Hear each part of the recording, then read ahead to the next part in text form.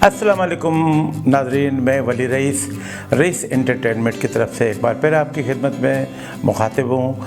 नाज़रीन, आज मैं एक ऐसे डायरेक्टर और ऐसे राइटर की बात करूँगा जिनकी जोड़ी बहुत मकबूल थी और इन्होंने जो फ़िल्में बनाई हैं वो पाकिस्तान की क्लासिक फ़िल्मों में इनका शुमार होता है। और वाकई ये लिखने वाला और ये डायरेक्शन देने वाला दोनों एक इनकलाबी सोच रखने वाले डायरेक्टर थे। इन्होंने जब भी सोचा या कोई फ़िल्म बनाई तो कोई एक मकसद लेकर, कोई काज लेकर फ़िल्म बनाई। फ़िल्म सिर्फ फ़िल्म के तौर पर नहीं बनाई, उनका ये था कि फ़िल्म एक ज़राए अबलाग का एक मौसर ज़रिया है अपनी बात बैनुल-अक़वामी तौर पर पहुंचाने का, अपनी बात को लोगों तक पहुंचाने का। तो उन्होंने यही किया कि जब फिल्म इंडस्ट्री में इन हुए तो उन्होंने ये किया कि फ़िल्में बनाने के साथ साथ वो एक मकसद भी लेकर आ गए थे। तो ये जोड़ी है हिदायतकार खलील कैसर और राइटर रियाज शाहिद। मेरी नजरें हैं तलवार, किसका दिल है रोके बात। मैं तमाम बुराइयां इसी एक अच्छाई की खातिर करता हूँ। अगर यही बुराइयां किसी दिन तुम्हें जेल में ले गई, तुम उस शख्स को डराने की कोशिश कर रहे हो जो हजारों मील दूर से अकेला तुम्हारे वतन में आया। कोई किसी को जलाता है, कोई जलता है, सब चलता है। मैं इस दहलीज के बाहर रहूंगा, रात को लौट जाऊंगा, अपने कदमों के निशान मिटाता हुआ। हम एहसान करने वालों की गर्दन सबसे पहले मारते हैं। तूने मुझे मेरे मकाम पर ला फेंका है, मुझे एहसास दिला दिया है कि तुम में ऊंचा उड़ने की ताकत आ चुकी है। और आपको भी इख्तियार नहीं कि इस बुढ़ापे में अपने माँ बाप को जुदाई ले जाए, जबकि उन्हें सहारे की जरूरत है। शहर छोड़कर नहीं जा रहा है। मेरी गैरत को आजमा लेना अकबर। मैंने फैसला कर लिया है, क्यों किया है, किस लिए किया है, ये न पूछो। माँ की गोद में नहीं बैठ सकता, बाप के कंधे पर सवार नहीं रहना चाहता। कि जो दूध तुमने मुझे पिलाया था उसकी इज्जत का सवाल आ पड़ा। जावेद से जो कुछ हो सका वो तुम लोगों के लिए करते। जो लहू मेरे जिस्म को बख्शा था उसकी गर्मी आजमाने की जरूरत पड़ गई है। चले जाओ फिरोज, हमारी खुशी में गम बनने की कोशिश न करो। खाली पेट किसे दिखलाए, हम मजबूर सवाली। लैला, अपनी जिंदगी से भी नफरत हो गई है और तुम्हारे पिता से। आप अंदाज़ा कर रहे होंगे जब ये दोनों की जोड़ी थी तो पाकिस्तान में किस किस्म की क्लासिक फ़िल्में बन रही थी। और उन्होंने जो फ़िल्में अपने यादगार के तौर पर इंडस्ट्री के लिए छोड़ी हैं, अपने परस्तारों के लिए, अपने फिल्म बीनों के लिए, पाकिस्तान फिल्मी लवर्स के लिए जो फ़िल्में उन्होंने जोड़ी हैं, सब क्लासिक फिल्में हैं, एक से एक क्लासिक फिल्म है। तो नाज़रीन, सबसे पहले मैं खलील कैसर का जिक्र करूँगा। खलील कैसर एक बहुत अच्छे इंसान भी थे और बहुत नफीस दोस्तों की मदद करने वाला। अगर किसी ने डायरेक्शन में बुलाया भी, आज ज़रा मेरी हेल्प करना, तो ये फ़ौरन पहुंच जाते थे। और ये अनवर कमाल पाशा, जिन्होंने पाकिस्तान में डायरेक्टरों की एक बहुत लंबी फहरिस्त छोड़ी है।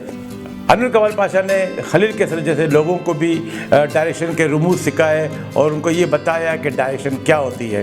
तो आजकल तो लोगों को पता ही नहीं होता कि डायरेक्शन क्या है। डायरेक्शन ये होता है कि कम से कम एक कहानी को डायरेक्टर अब बिल्कुल अपने जहन में सवार करता है। उसके जहन में ये होता है कि किस आर्टिस्ट से मैं किस किस्म का काम लूँ, कहाँ पे इसका फुटवर्क होगा, कहाँ इसका चेहरा स्क्रीन की तरफ होगा, कहाँ मिड शॉट लेना है, कहाँ क्लोज लेना है, कहाँ लॉन्ग शॉट लेना है।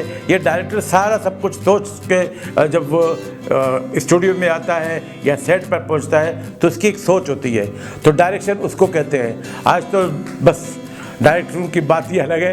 तो आइए खलील कैसर की बात करते हैं।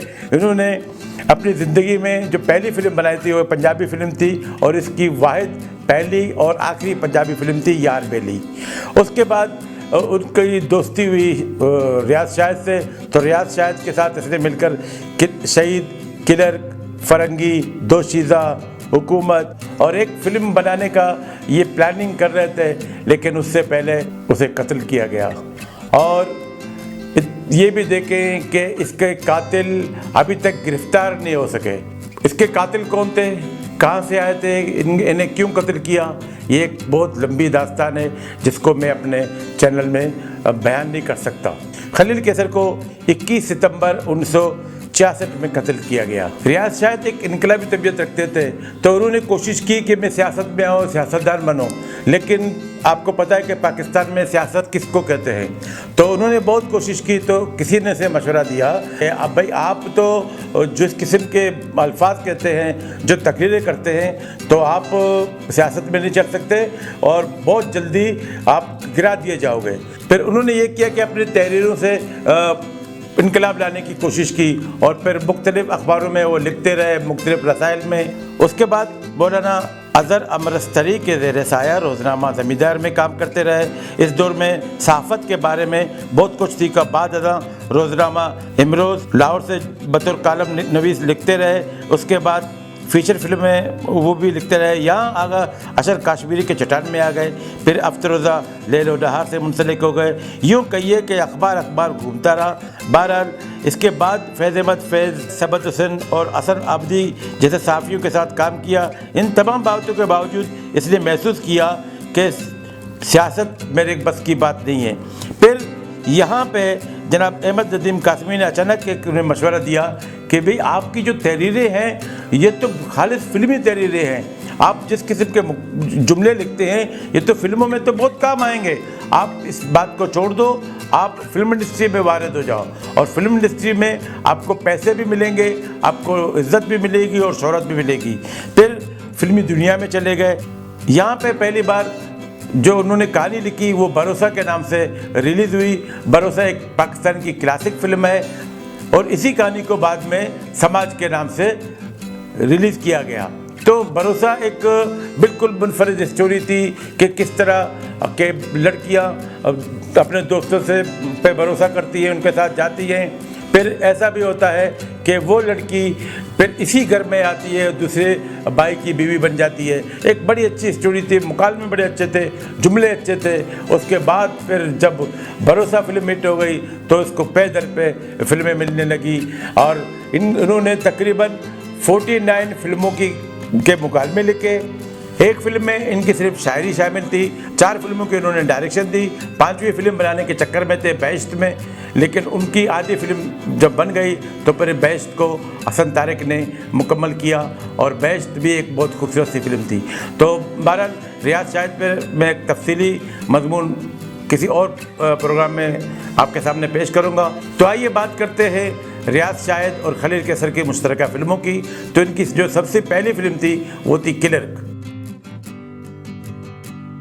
क्लर्क 22 जून 1960 को रिलीज़ हुई। ये पाकिस्तान की क्लर्कों के बारे में था कि क्लर्क किस तरह अपनी ज़िंदगी गुजारते हैं। वो दौर को छोड़ता कि अफसर तो ऐश करते थे और क्लर्क बेचारे 2 वक्त की रोटी के लिए मोहताज होते थे। और आजकल ऐसा नहीं है, अफसरों के पास शायद खाने को पैसा ना मिले, लेकिन आजकल जो क्लर्क होते हैं, जो चपरासी होते हैं, उनके बंगले बड़े बड़े बंगले हैं। आप मुख्तलिफ न्यूज़ में तो देखते होंगे।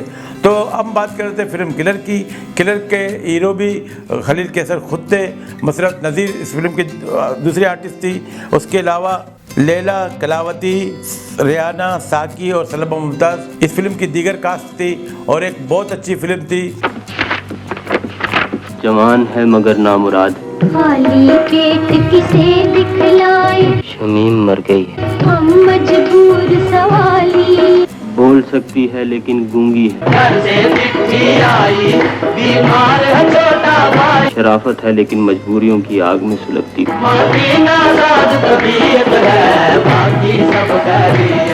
हुस्न है मगर गुर्बत की बदसूरती में लिपटा हुआ। चालाक लोग ही इस सुनहरी जाल में सबसे पहले फंसते हैं। मैं सब कुछ समझ गई हूँ। जलाता है कोई जलता है, सब चलता है। और इससे ये जाहिर हो गया कि ये दोनों हजरात कुछ ना कुछ कर जाएंगे और वाकई पर उन्होंने कुछ ना कुछ किया। फिर अगली फिल्म इनकी थी शहीद। ये एक बहुत ही मुनफरद कहानी थी कि अंग्रेज़ किस तरह एशिया में दाखिल हुए, अरबिस्तान में किस तरह दाखिल हुए। एक बंदा आता है लेकिन उसकी सोच बड़ी ख़तरनाक होती है। वो यहाँ आता है अरबिस्तान, यहाँ आके वो कहता है कि भी मैं अरबों पे कोई कहानी लिख रहा हूँ। ये मरकज़ी जो किरदार है ये तालिश ने किया था। फिल्म के टाइटल में ही तालिश आ रहा होता है, यहाँ पे इन होता है। यहाँ पे जो कबीले का जो सरदार होता है वो अलाउद्दीन होता है, उसका बेटा होता है साकी जो गूंगा है। उसके अलावा और मसरत नज़ीर, उसना इस फिल्म की दीगर कास्ट में शामिल थे। दिलजीत मिर्ज़ा, भी इस फिल्म में लड़की के बाप का किरदार जिसने किया था हुस्ना के बाप का, वो एक दर्जी होता है। एक कबीला दिखाया गया और यहाँ जो सबसे बदनाम जो शख्सियत थी वो एक खातून थी मुसरत नज़ीर, जो नाच गाना गाकर और वहाँ के अरबों को टगा के उनसे पैसे बटोरती है। मेरी नजरें हैं तलवार किसका दिल है रोकेवार, तौबा तौबा अस्तगफार। और ये पैसे का खर्च करती है ये बाद में पता चलता है। अच्छा, जैसे ही तालिश या हिंद होता है तो तालिश सबसे पहले अरबों के जहन को पढ़ता है कि किस तरह इनको मैं अलग करूं, इनको किस तरह लड़ाऊं। कि तुम अपने चाहने वालों को अपने गुलामों की सफ में लाकर खड़ा कर दो।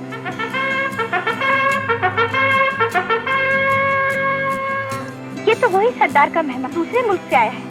मुझे तो कोई खतरनाक आदमी दिखाई देता है। लोगों के दिल जीत जाओगी, दिल जीत कर क्या? अपनी बदनामी के दाग धोलोगी और बहुत जल्द अवाम अपने जहन से तुम्हारे गुनाहों को निकाल देंगे। इस खुश्क जमीन के नीचे तेल का एक समंदर मौजूद है। इस दौलत में मेरा क्या हिस्सा होगा अजनबी? तो तुम्हें भी इस लूट में शरीक कर लूंगा। हम एहसान करने वालों की गर्दन सबसे पहले मारते हैं। हारिस, अगर मैं वतन के लिए बाप कुर्बान कर सकती हूँ तो तुम्हारी जुदाई भी कबूल कर लूंगी।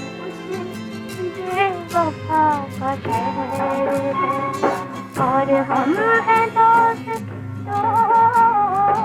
और फिर अरबों को इस नासूर से पाक कर देती है और यहाँ पे वो शहीद कहलाती है। तुम्हारे तेवर कुछ बदले हुए दिखाई देते हैं।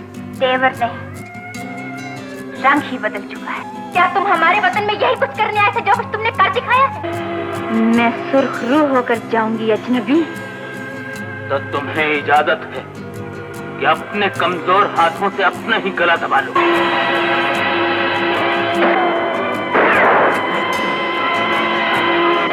क्या जुमले हैं इस फिल्म के, क्या मुकालमे हैं, क्या मंजरकशी है, क्या गाने हैं, क्या मौसीकी है। और हर अदाकार अपनी जगह पे बिल्कुल फिट है और हर एक ने जितनी अच्छी अदाकारी की है वो क्या बताएं। जो कहा मुसरत नज़ीर, अलाउद्दीन, फिर हुस्ना, फिर मुसरत नज़ीर तो उसकी बात ही अलग है। उन्होंने तो बहुत अच्छी अदाकारी की थी एक लैला रक्कासा के तौर पर। और ये बहुत सुपरहिट फिल्म थी पाकिस्तान की और क्लासिक फिल्मों में इनका शुमार होता है। शहीद के बाद खलील कैसर और रियाज साहब ने एक और फिल्म बनाई, वो थी दोशीज़ा।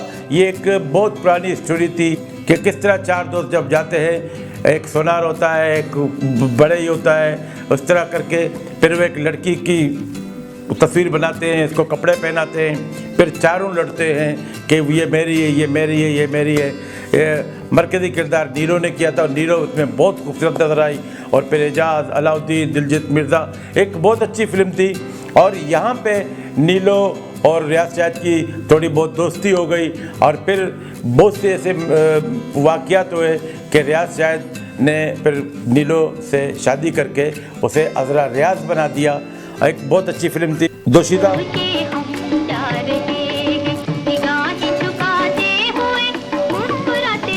अब दोशीज़ा के बाद उन्होंने ये सोचा कि भाई हम तो जो फिल्म बनाना चाह रहे थे हम तो अपने मकसद से हट गए, फिर वो दोबारा आ गए उसी बात पे। तो उन्होंने सरहद के पख्तूनों के ऊपर एक और फिल्म बनाई, फरंगी अंग्रेज़ सरकार के ख़िलाफ़ और यहाँ के गयूर पठानों की जो लड़ाई होती है उसको बहुत अच्छी तरीके से फिल्मबंद किया।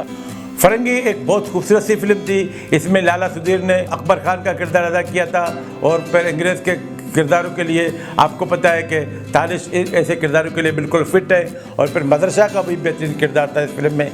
बहार, शमी मारा ने अंधी लड़की का किरदार अदा किया था। एक बहुत अच्छी फिल्म थी अंग्रेज साम्राज्य के खिलाफ। और क्या क्या मुकालमे सुधीर से बुलवाए गए।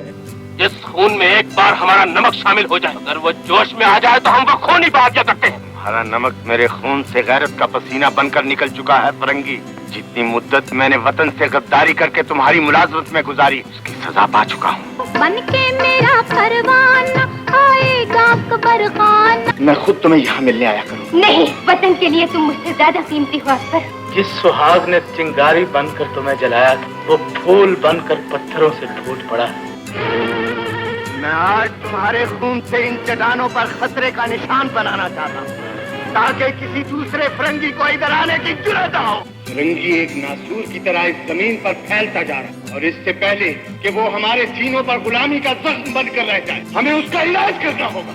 हम फिरंगी की विकट पर कब्जा करके फिरंगी इक़्तिदार की ईंट से ईंट बजा दें। फरंगी के बाद खलील कैसर और रियाज शाहिद की एक और इनकलाबी फिल्म, जी हाँ, वो थी हुकूमत। अब आप ये देखें कि मुख्तलिफ फिल्म मेकर्स अपने तर्ज की फिल्में बना रहे थे, लेकिन ये इस अपने तर्ज की फिल्म बना रहे थे। इनका मकसद सिर्फ ये था अपनी हुकूमत का फेवर करना और फिर अंग्रेज साम्राज्य के खिलाफ जितना बोल सकते हो बोलो। और तो उन्होंने यही किया। अगली फिल्म थी हुकूमत। हुकूमत 21 सितंबर 1966 को रिलीज़ हुई। हुकूमत खलील कैसर की वफ़ात के अगले साल रिलीज़ हुई थी। ये खलील कैसर का इंतकाल 21 सितंबर 1966 को हुआ था, लेकिन इसकी फ़िल्म अगले साल यानी कि 5 मई 1967 को रिलीज़ हुई थी। और जब ये फिल्म रिलीज़ हुई तो खलील कैसर की 9वीं बरसी थी। देखो कितनी अजीब बात है कि खलील कैसर के मरने के बाद ये फिल्म रिलीज़ हुई थी। ये खलील कैसर और रियाज शाहिद की मुश्तरका छठी फिल्म थी। इस फिल्म के फनकारों में सुधीर, रानी, तला सिद्दीकी, इलियास कश्मीरी वगैरह शामिल थे। एक बहुत खूबसूरत सी फिल्म थी। फिर इसके बाद फिर खलील कैसर और रियाज शाहिद की जो अगली फिल्म है वो इन दोनों की आखिरी मुश्तरका फिल्म थी, माँ बाप। ये घरेलू टॉपिक पे बनाई गई फिल्म थी। पहले खुशी की बात बताओ, फिर लड्डू खाओ। पहले लड्डू खाओ फिर बात बताओ। कान खोल कर सुन ले, उसके डॉक्टर बनने से मेरी हिकमत बंद नहीं हो सकती। लेकिन तुम अपनी कामयाबी के लड्डू कब खिला रहे हो? आप तो बिल्कुल दकियानूसी बातें करते हैं अब्बाजान। मैं तो कहता हूँ उस वसीदा मकान में रहना भी खतरे से खाली नहीं। गजब खुदा का जी, मेरी आवाज सुनकर तो कब्रों से मुर्दे भी जाग पड़ते हैं। तुम इतनी मेहनत क्यों कर रही हो? लाओ मैं दवा कूट दूं। मुझे पाकर बात बदल रहे हो। जाओ नरगिस को तलाश करो। देखा है तुम्हें जब से। और आपको भी इख्तियार नहीं कि इस बुढ़ापे में अपने माँ बाप को जुदाई दे जाए। शहर छोड़कर नहीं जा रहा, रिहाइश बदल रहा हूँ। जाने गजल हमने। शादीशुदा हूँ, माँ की गोद में नहीं बैठ सकता, बाप के कंधे पर सवार नहीं रहना चाहता। माँ बाप 22 सितंबर 1967 को रिलीज़ हुई। ये दोनों की आखिरी मुश्तरका फिल्म थी। खलील कैसर के मरने के बाद फिर रियाज शाहिद ने फिर जब उनको मौका मिला तो वो भी डायरेक्शन के शोबे में आ गए। तो उन्होंने अपने तौर पर जो फिल्में बनाई वो बिल्कुल ही मुनफरद फिल्में थी। तो नाज़रीन, ये थे खलील कैसर और रियाज शाहिद की मुश्तरका फिल्मों पर मुख्तसर एक तजज़िया। बहुत से मेरे दोस्तों ने कहा कि ये भी बताएं कि खलील कैसर और रियाज शाहिद की जोड़ी की जो फिल्में हैं वो कैसी फिल्में थी। तो आपके सामने है कि कितनी क्लासिक फिल्में थी और क्या सोच थी हमारे उन डायरेक्टरों की जो इस किस्म की फिल्में बनाते थे। और जब फिल्में बनाते थे तो उनका कोई मकसद तो होता था, कोई काज लेके निकलते थे, वो एवी फिल्में नहीं बनाते थे।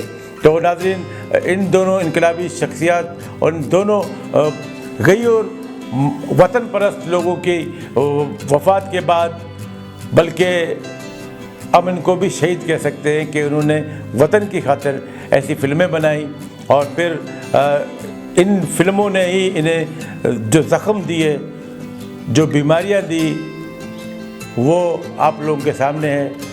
तो नाज़रीन, इसके साथ ही वली रेस को इजाज़त दीजिए। अब पता नहीं आने वाले वक्तों में कोई रियाज शाहिद पैदा होगा, कोई खलील कैसर पैदा होगा, मुझे नहीं लगता। अस्सलाम वालेकुम।